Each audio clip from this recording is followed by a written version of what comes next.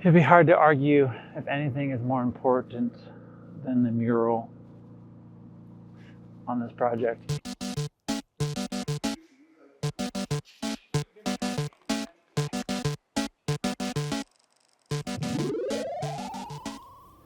My name is Dylan, and we are building our 2-story cereal box Airbnb.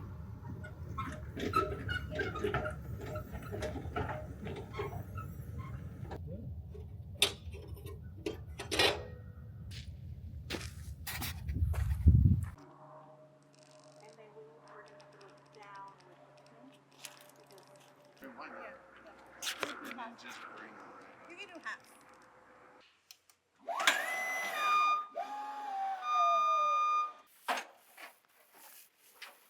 I haven't gone.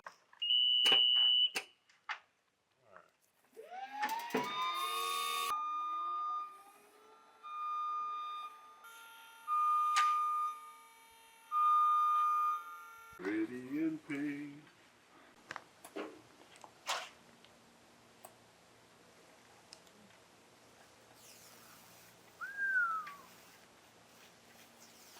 And so it begins. Oh man, she can come too. It's a big week. As you can see behind me, I have this team of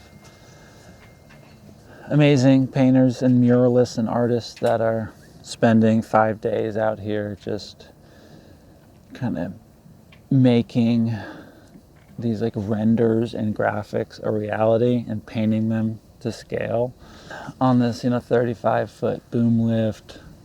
Yeah, bringing it to life, bringing it to reality. It's kind of this big step where like the art and the mural on the outside is really the like personality of this listing, right? It carries a lot of, from color choice to font choice to layout. It has branding on the outside. It has tone and articulation, and kind of seeing that come to life can be hard for, I think, artists in general to kind of admit that something is done or ready. I love the development stage so much that it's hard for me to kind of like call something done a lot of times. Yeah, I kind of like to hold the ideas dear.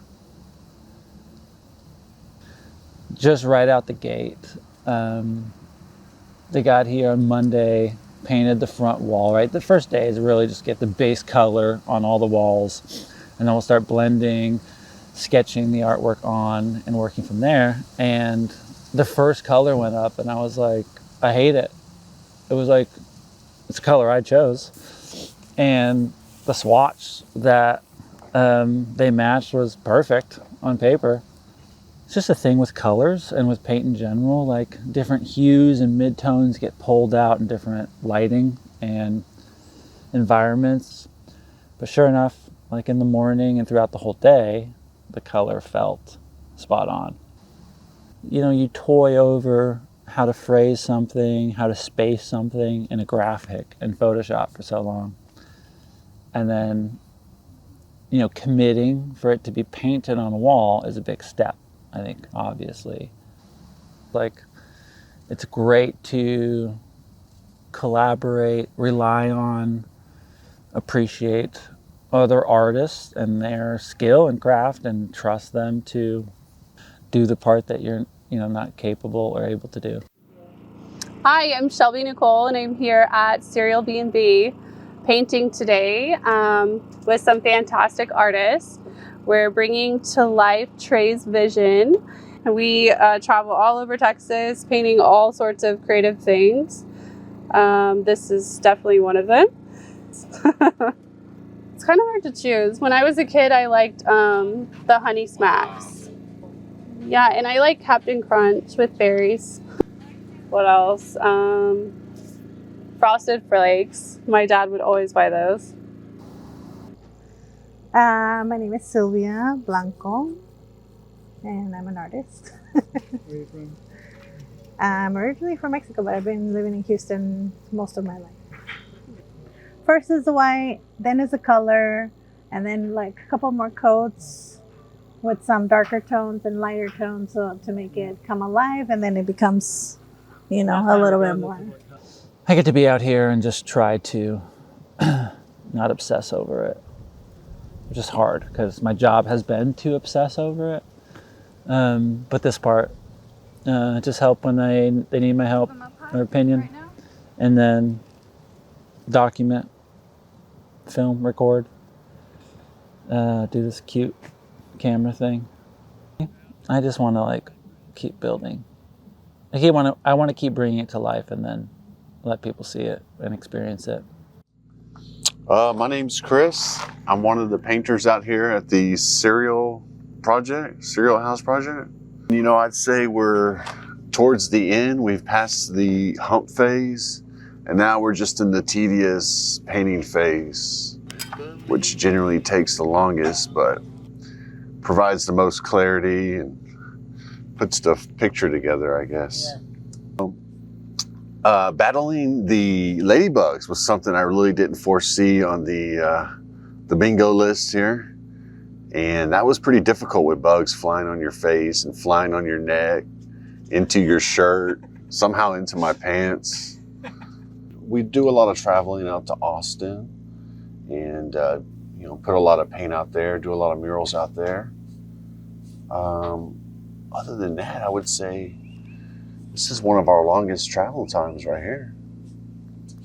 My name is Karen Massey. I'm an artist who has been doing freelance artwork for probably 20 plus years now. And we're on day number 3 or 4, 5. Day 5, but I'm on day 4 because I came in on the second day. And I am currently painting the words that say most unique state in Texas, which I'm pretty sure this most definitely is. I love the idea that there's going to be an ingredients thing on this, just because that just adds to the whole uniqueness. I cannot wait to see it all come together. The back of our cereal box has something I'm really proud of. It has this on the far side, the nutritional facts, which for us is just like the credits for the project. So you'll see the builder and architect and the muralist and some different people named there, and kind of as a fun kind of pun, you know, way to include that. The design process for this box has been pretty lengthy. I think it's been this studying, going to the store, studying cereal boxes, being like, okay, what? It needs to not just be a box, it needs to be a cereal box. So what sets apart a cereal box from every other packaged good? And it's usually it has a bowl of cereal on the front, pretty universally. Sometimes it has, you know, a mascot or some IP, and some signature colors, but often it's like the differentiator that kind of sets it is a cereal bowl. So, but I don't want it to be a real cereal bowl because this is not technically cereal, right? It's like a place you can stay. So I've kind of came with these layers, came up with like, okay, we have these two-way, some gradient, some color blocks as one layer. We have hand-drawn like white lines as another layer. And then the cereal props, I call them, but just pieces of cereal, are like realistically painted on. So kind of have that depth where you have some realism, some simple color that has texture with the stucco and some gradient fade, and naturally like a lot of shadows casted on the building, which I like. And then the hand drawn. I felt like those three kind of brought it together. So I tried to like strip down and limit myself to using those tools. It took me a while to get there, to realize like, okay, this is what I like and this is how we're going to build these boxes or design them. Because I found that you do that, or I tend to, with interior design too, and with the architecture, where you're like, okay, if there's concrete and there's stucco, I need some like some wood in the cabinets or in the furniture, or like this wall on this far side here that we got from wood plank is like providing that third texture that makes it balanced. That applies to a lot of things, I would think: cooking, design, music. And so for the design, it was just those three elements, which ultimately I think really good about. I've been, I think, admittedly unsure if like my design was that good. And I think that's normal. I don't claim I never have to be a graphic designer. I like logo design and graphic design from an ideation standpoint, but I don't really have the like polishing skills of it. It's just hard. People that don't spend as much time, but you like value, they are your audience, your friends and family, and I'm like, hey, is this cool? Does this look awesome, or does it look stupid and too playful, or is it confusing? You know, you can be too close to something.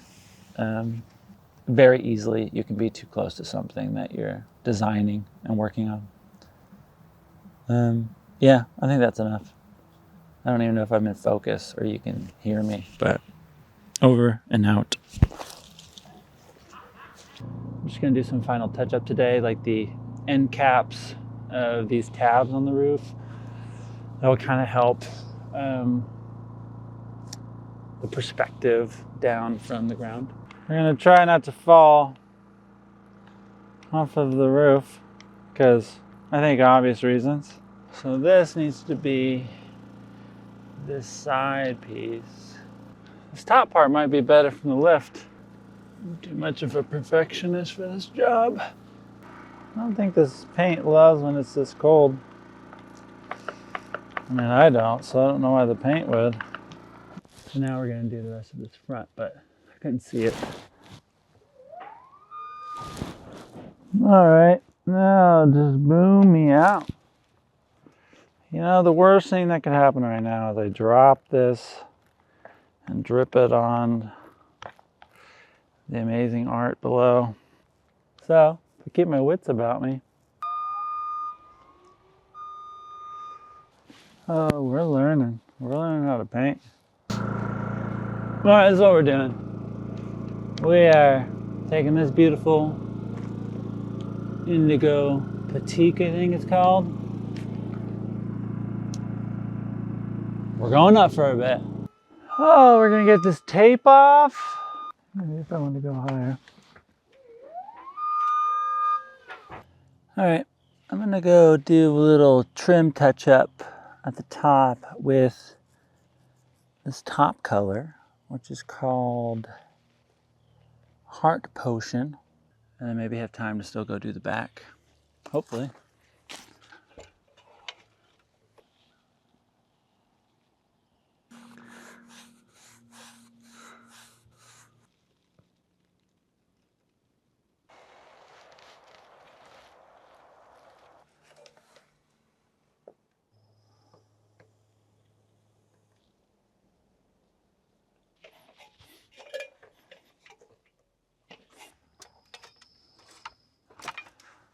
Especially if bugs keep flying at me. No thanks. You guys, things are getting very exciting. I'm almost ready to show you guys the full wrap of this building. The white's kind of the last touch up I'm getting to. I need a ladder for that piece. I like the way that kicks out. I just love like really clean color.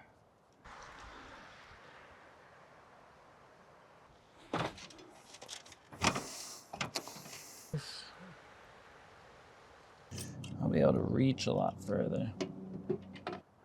Those I definitely need a smaller brush for.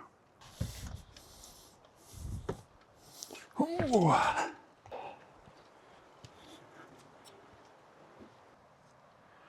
Not all the lines need to be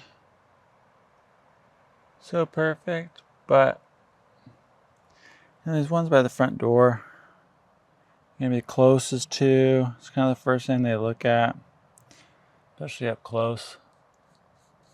What you provide here, they'll kind of borrow that impression for the rest of it. It makes sense because of the whole thing. Over here on the right, I kind of work my way back.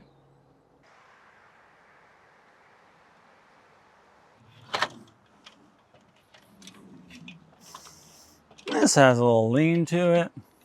You be careful. All right, going up. All right, that's good enough for today.